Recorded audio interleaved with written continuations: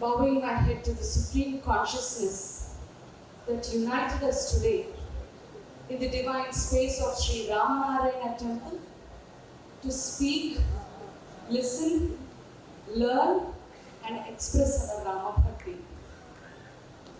I would like to extend my gratitudes to Sreeram Garu, Tavasmi Organization, Valmiki Research Center and the Ramanarayan family for organizing such a platitudinous project and making me a part of this noble cause by inviting speakers like us who have opportunity to learn the scriptures, law of the land, history of this great nation and the legend Ramayana to pass it on to the future generations. I am indebted to Tavasmi and especially Sreeram Garu for inviting me to throw light on the various dimensions and dynamics of legal, historical and other facts pertaining to the sensational judgment of Ayodhya verdict,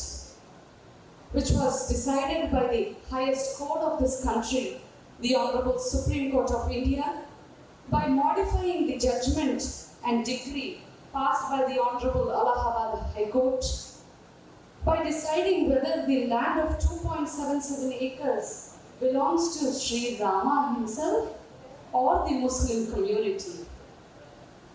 The Ayodhya judgment contains 1045 pages and is a conglomeration of several statutes, scriptures, architectural artifacts, archaeological excavational information, travelogues, gazettes and whatnot.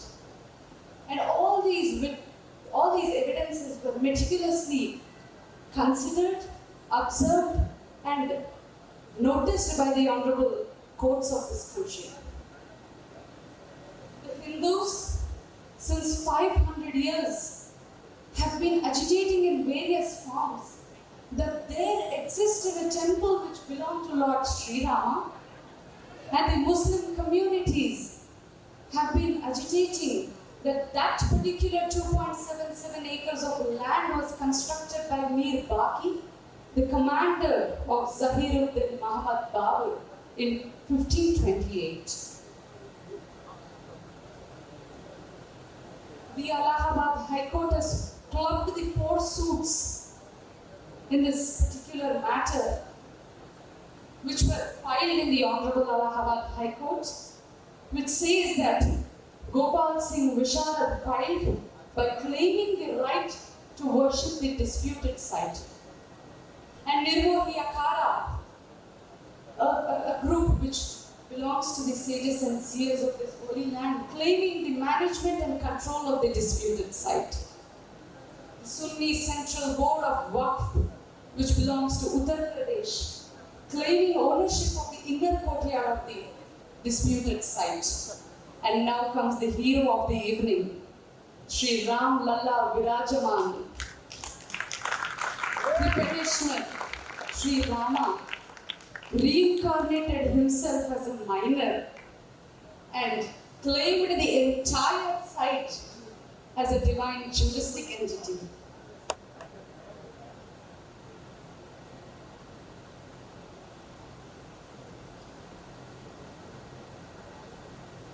The Allahabad High Court decided and tabulated the 4 suits by examining 88 witnesses and marked nearly 138 documents for the plaintiff's side and relied upon nearly 38 exhibits on behalf of the defendant's sides.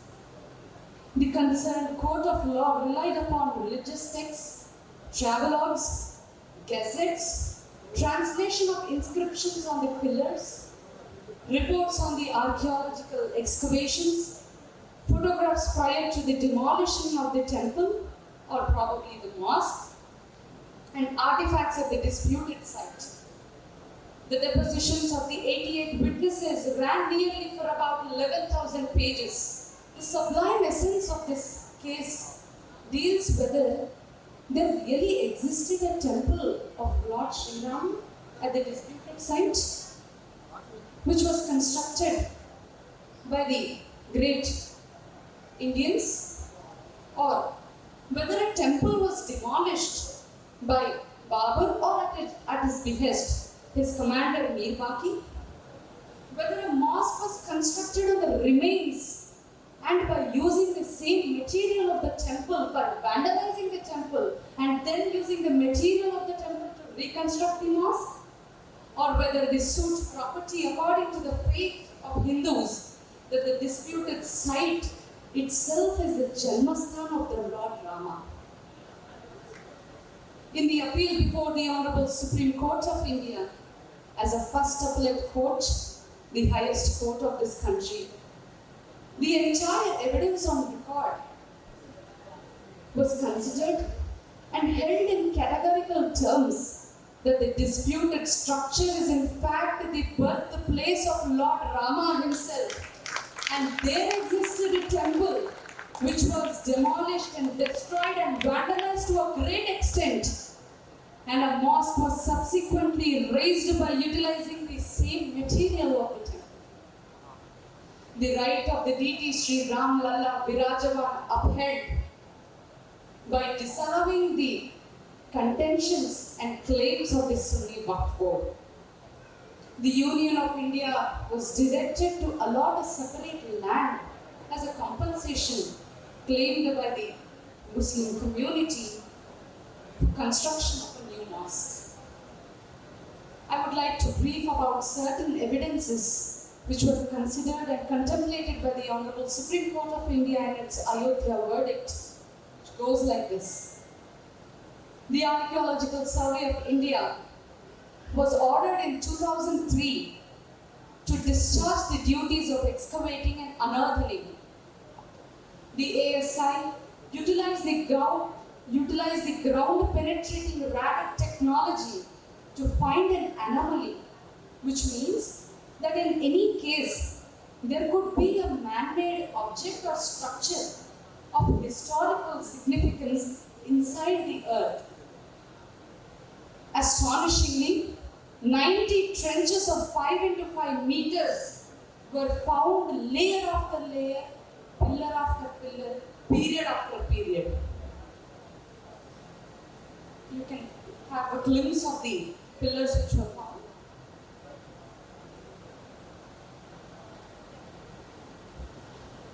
The ASI team inside the mosque encountered 12 pillars of black granite, and lower part of the pillar constructed contained Purna Kalasas.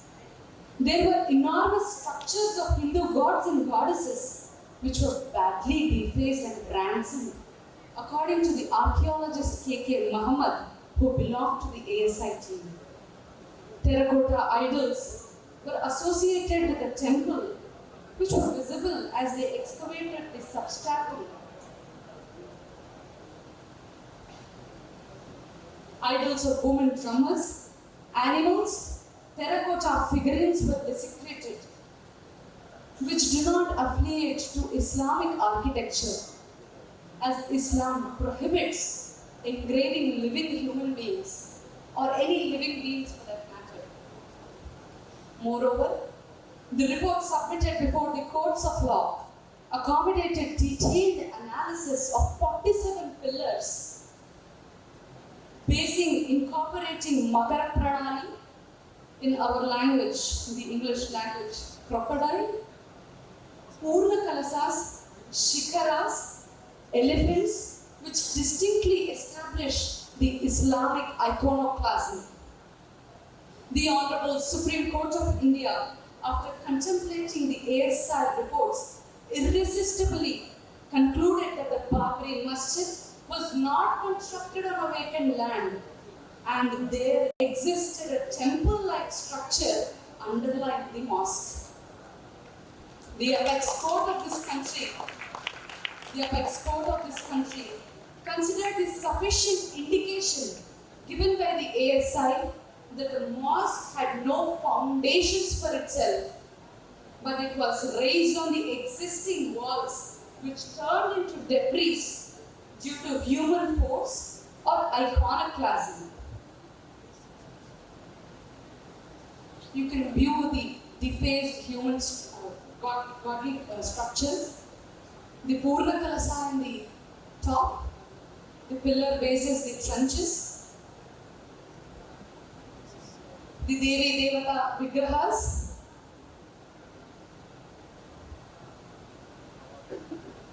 the living beings which were found on the basis of the mosque.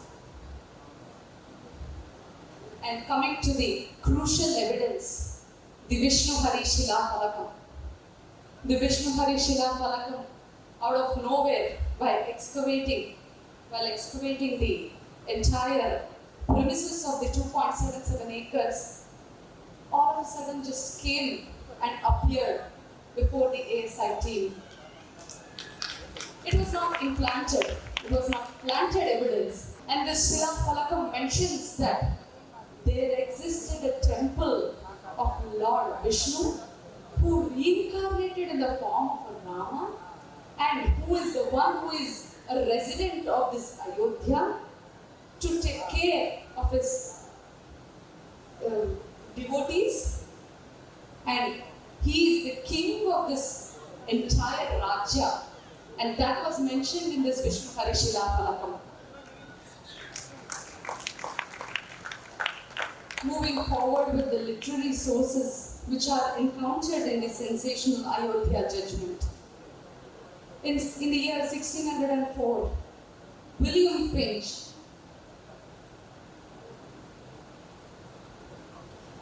I forgot to mention about this.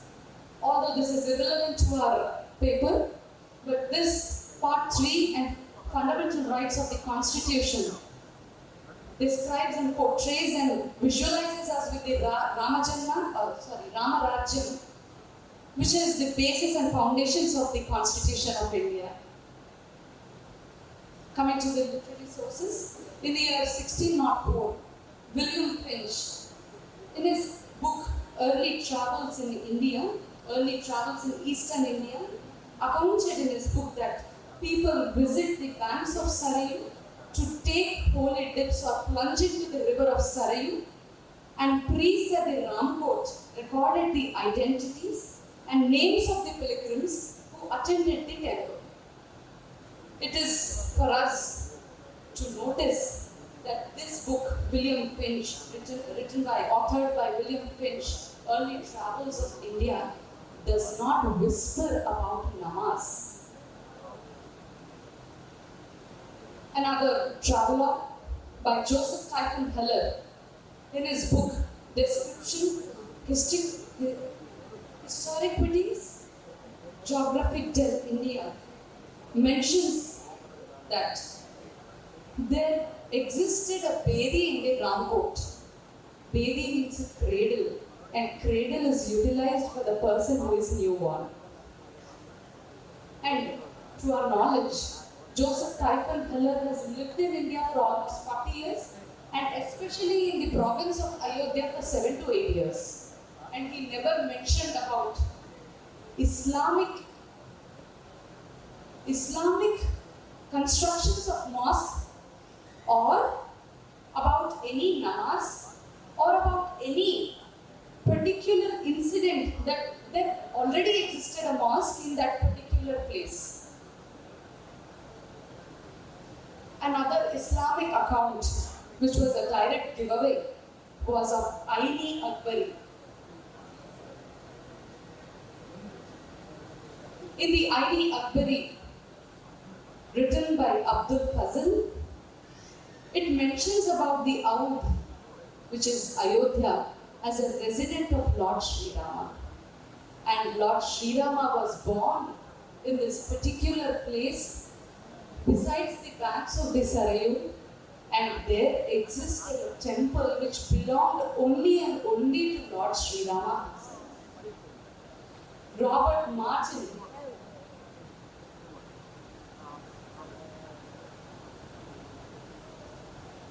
Martin, an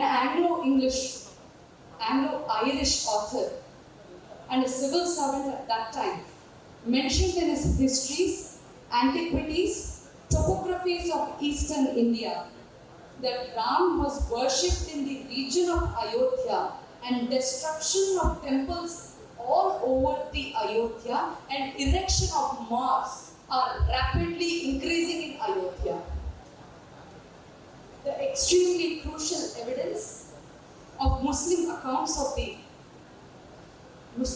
which were mentioned in the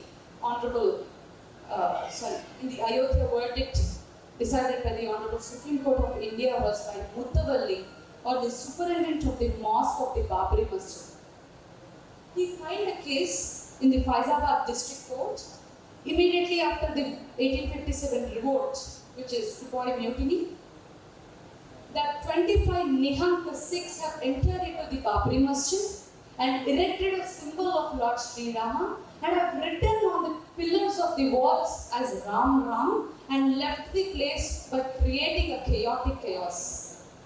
But in his petition, he mentioned that the mosque as Ram-e Janmasthan, which clinches the issue that the mosque by vandalizing the Hindu temple, which indicates a clear-cut case of smash and grab scenario. Nowhere in the world a mosque will have a name as Janmasthan. So they just vandalized and they kept the same name and they continue to worship their God with that name which belongs to Lord Sri Rama. Now coming to the religious texts, I would like to elucidate the slokas pertaining to the various scriptures which acted as a crucial evidence in the Rama Janmabhoomi verdict. The addendum observed that Valmiki Ramayana associates the birth of Lord Sri Rama with Ayodhya. The Brihad Dharmottara Purana mentions that Ayodhya is one of the most sacred and pious pilgrimage center out of the 7 pilgrimage centers of this world. Ayodhya, Mathura, Maya, Kashi, Kanchi, Avantika, Puri, Dwarakadischaiva, Saptaita, Mokshadayaka, out of which the Ayodhya stands first. Viparakanda of Srimad Ramayana by Valmiki Maharshi says, Prodhnamane Jagannatham Sarvaloka Namaskritam Kausalya Jayatramam Divyalakshana Samyutam. Religious scriptures which are main sources of the Hinduism are the foundation of which faith of the Hindus are concretized. The Valmiki Ramayana is the main source of the Lord Sri Rama and his deeds. The composition of Valmiki Ramayana dates back in the period way before the Christ has born into this world and also is known as the Adikavya. The Skanda Mahapurana stands as the most gigantic ones amongst all the Puranas. And specifically, Vaishnava Kanda of the Skanda Purana mentions a chapter separately about Ayodhya Mahatyam, where the shlokas are accurately mentioning the birthplace of Lord Sri Rama. Tasmat sthanada eshane Rama janma pravartate janma sthanamidam proktam mokshadi phalasathanam Vigneshwara purva bhage Vasishta uttare tathar Lomasa dakshine bhage janmasthanam tatasmrutam. The shloka mentions that to the northeast of the spot of the river Sarayu, the Lord Sri Rama was born. To the east of that spot, Vigneshwara lies. To the north of this spot, Vasishta is seen. And to the west of this spot, Lomasa exists. This acted as a very crucial evidence of Skanda Purana in this verdict. And another shloka which belongs to the Skanda Purana, Yad drishtva cha manushasya garbhavasayo bhavet vina adane tapasa vina tirthe vina makaihi navavi divase prapte vrishatadari hi manushaha snanadana prabhavena muchyate janmabandhanat. By plunging into the river of Sarayu itself on the Ramanavami, simply vanishes and cleanses all our misdeeds. It attains us with liberation and moksha, says Skanda Purana. Another very important evidence which was considered by the court is Tulasidas Ramacharita. In one aspect, it appears that Tulasidas acted as a direct evidence of the situation which was going on in the Ayodhya. Ram Janam Mandir Mahi Turi Masjid Banai Jabahi Bahu Hindu Hate Tulasi Kimi Hai Diliyo Meer Baki Avadh Mandir Rama Samaj Tulasi Robata Hridayati Trahi Trahi Raguraj. In this shloka, in this particular poem, there is unstoppable destruction which is happening in the province of Ayodhya. This particular Tulasidas is present at the moment. Meer Baki, who is the commander of Babur, is vandalizing and demolishing and destructing the temples of Ayodhya, and this poor, helpless, hopeless Tulasidas is crying and venting his tears, but he is unable to do anything but to call the Lord Rama as Trahi Trahi Raguraj. You yourself come onto this earth and please save your Janmasthana. This was mentioned in the Ramacharita.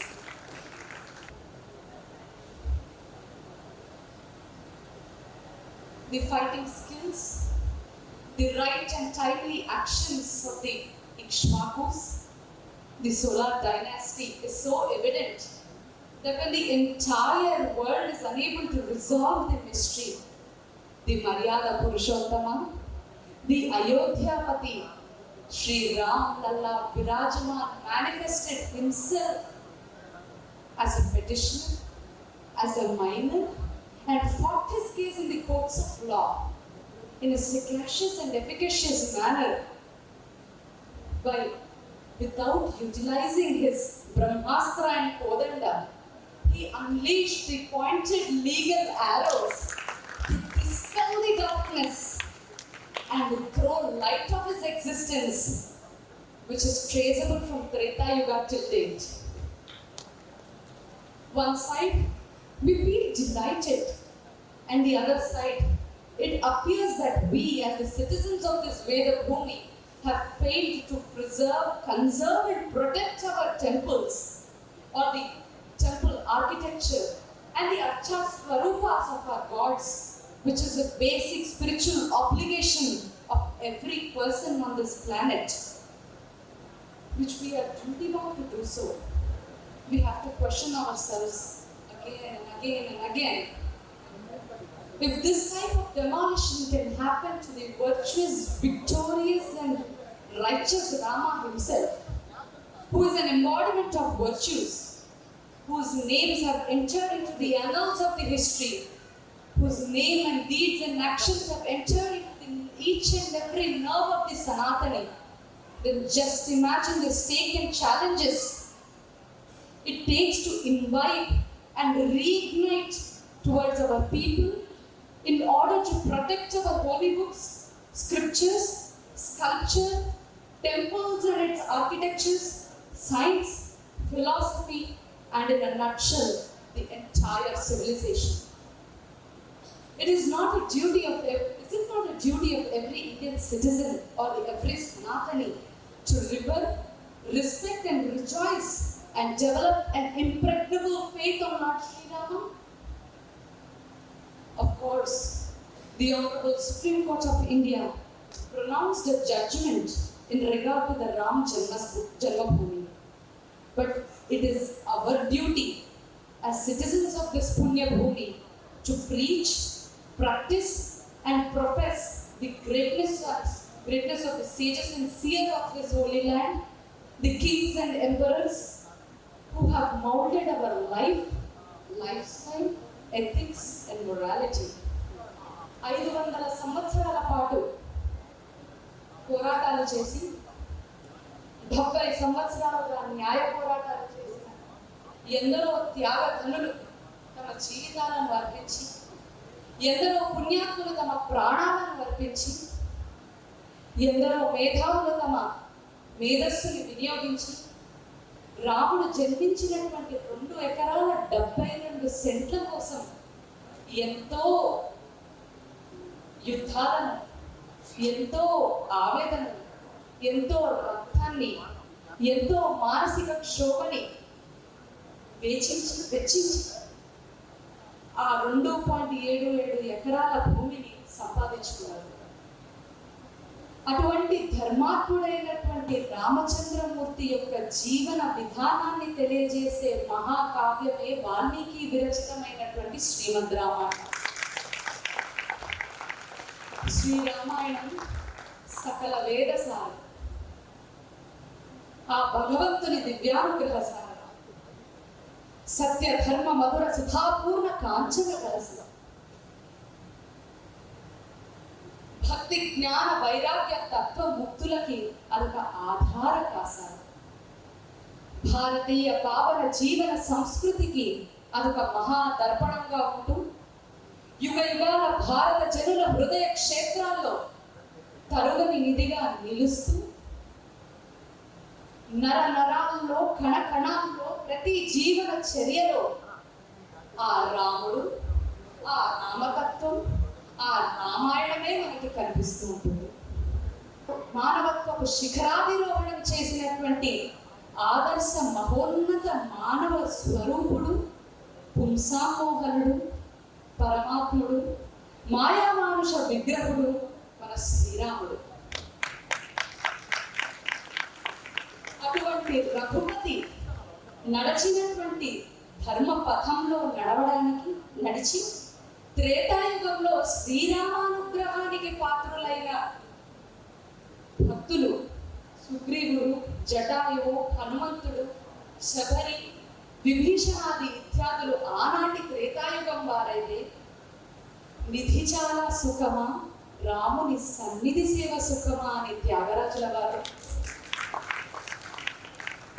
శ్రీరాముల దివ్యనామ స్మరణ చేయుచున్న చాలు ఘోరమైన తపములను కోరనీటికే మనసా అని రామదాసుల వారు రామచంద్రుడితడు రఘువీరుడు అని అన్నమాచార్యుల వారు పిబరే రామరసం రసనే పిబరే రామరసం పరిపాలిత సరసిజ గర్భాండం పరమ పవిత్రే కృతపాషాండం అని సదాశివ బ్రహ్మేంద్ర గారు ఎందరో వారి వారి విధి విధానాలు వేరైనా కళము పట్టి ఒకరు, గళము విప్పి ఒకరు, ఆయుధాలు పట్టి కరసేవకులు మరికొందరు వారి వారి ధర్మాన్ని, వారి వారి రాముని పట్ల ఉన్నటువంటి భక్తిని ప్రకటించుకున్నవారు. అంతేకాక తమ మేధస్సుతో, తమరి గళముతో రాముడు జన్మించినటువంటి జన్మస్థానాన్ని న్యాయ పోరాటం ద్వారా మనందరికీ తిరిగి అందించిన వారు మా న్యాయ వ్యవస్థ వారు. వీరందరూ వారి వారి బాధ్యతల్ని ధర్మాన్ని వరించు, ఆచరించు, తరించు అని వారికి తోచినటువంటి విధానాల్లోని మనకు తెలియజేశారు. మరి మన ధర్మం ఏమిటి, మన ధర్మం ఏంటి, మన బాధ్యతలు ఏమిటి అని మనల్ని మనం ప్రశ్నించుకుంటే భావి తరాలకు రామనామామృతమే ఒక నవజీవనం కావాలి. ఒక నాంది అయి, ఒక పునాది అయి భావి భారత విశ్వ సామ్రాజ్యానికి అదొక ఆదర్శమై, ఒక అంతర్భాగమై, ఒక ఆలోచనై, ఒక ప్రణాళికై సర్వే జన సుఖినో భవంతు అన్న ఆర్యోక్తికి రూపధారణం చేయాల్సినటువంటి బాధ్యత ప్రతి ఒక్కరిపైన, మనపైన, అందరిపైన. విశ్వశాంతి రావాలంటే ఒక్క రామరస నామామృతం ద్వారానే సాధ్యమవుతుందని చెప్పుకోవడంలో ఏమాత్రం అతిశయోక్తి లేదు. ఎందుకంటే రామో విగ్రహవాన్ ధర్మ, ఒక రాక్షసుడు, ఒక శత్రువైనటువంటి మారీచుడు రాముడు ధర్మానికి నిలువెత్తు నిదర్శనం అని తెలియజేసి కొనియాడినటువంటి గొప్ప మహోదాత ఔదార్య సద్గుణాలు కలిగినటువంటి వాడు శ్రీరాముడు. శ్రీరామచంద్రమూర్తి భార్యని అగ్ని పరీక్షకై పంపించి, అడవులకు పంపించి అగ్ని పరీక్షగా పెంచి భార్య యొక్క డిగ్నిటీని కాపాడి ఈనాటికి రాముడు అడవులకు పంపించాడు అని మనం అనుకునేలా చేసుకున్నటువంటి గొప్ప భర్త శ్రీరాముడు. Sitadevi has been proven. She's been proven as pious woman. కానీ ఈ రోజుకి కొంతమంది రాముడిని నిందిస్తూనే ఉన్నారే చాలా మంది.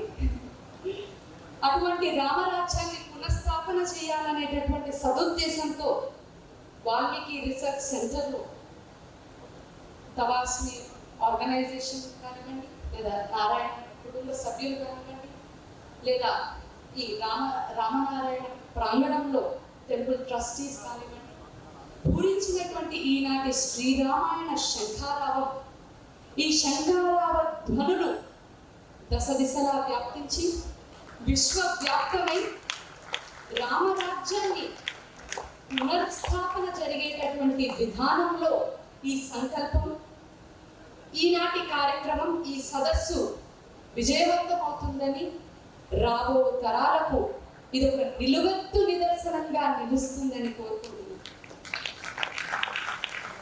రామాయణంలో రాముని జీవితంలో మనుషులే కాదు పశుపక్షాదులు కూడా ధర్మాన్ని కాపాడారండి. ఒక ఉడత సైతం, ఒక చిన్ని ఉడత, ఆ ఉడత సైతం సేతు నిర్మాణంలో ఎంతో దోహదపడింది. అలాగే నాలాంటి ఒక చిన్న ఉడతకి అవకాశం ఇచ్చినటువంటి శ్రీరామ్ గారికి, రామనారాయణ ఫ్యామిలీ వారికి, మరియు ఆలయానికి సంబంధించినటువంటి ప్రతి ఒక్కరికి, అంతేకాక ఈ శ్రీరామాయణ శంఖారావానికి విచ్చేసినటువంటి మహానుభావులకు, శ్రీరామ కటాక్ష లబ్ధ విభవ జనులకు, మరి ఈ కార్యక్రమాన్ని సోషల్ మీడియా ప్లాట్ఫామ్స్ ద్వారా వీక్షించేటటువంటి ప్రజలందరికీ కృతజ్ఞతాంజలిని ఘటిస్తూ నమస్కారాన్ని ఘటిస్తూ ఈనాటి కార్యక్రమంలోని నా ప్రసంగాన్ని ముగిస్తున్నాను. జై హింద్, జై శ్రీరామ్, జై శ్రీరామ్, జై Sriram. Such a profound and impactful speech. Thank you so much for enlightening us, ma'am. And నిజంగా ఇలాంటి గొప్ప కూతుర్ని కన్నందుకు వారి తల్లిదండ్రులకి శిరసామి వందనాలు. అండ్ ఆ తల్లిదండ్రులు కూడా స్టేజ్ మీదకి రావాల్సిందిగా కోరుతున్నాము.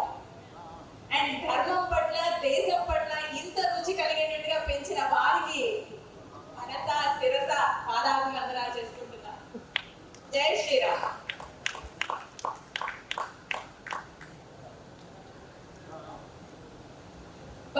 మువ్వ గారి అమ్మమ్మ గారిని కూడా స్టేజ్ మీదకి రావాల్సిందిగా కోరుతున్నాం.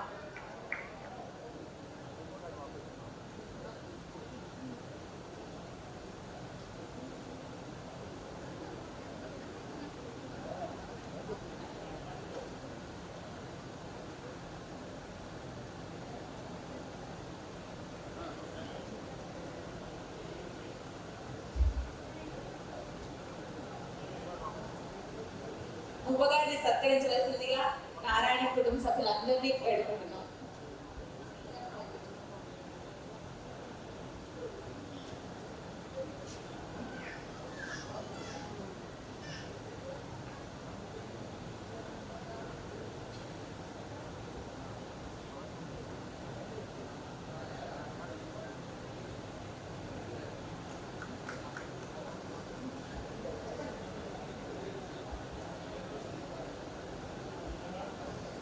వాల్మీకి రీసెర్చ్ సెంటర్ స్థాపకులకు ఒక చిన్న విషయాన్ని తెలియజేయాలనుకుంటున్నాను.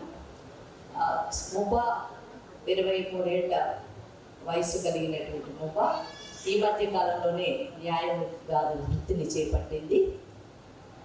ఈ సంస్థకు రాముని కొరకు తప్పకుండా తన వంతు న్యాయ సంబంధితమైనటువంటి ఏ సహకారాన్నైనా అందించడానికి ముందుగా ఉంటుందని మీకు తెలియజేస్తున్నాను.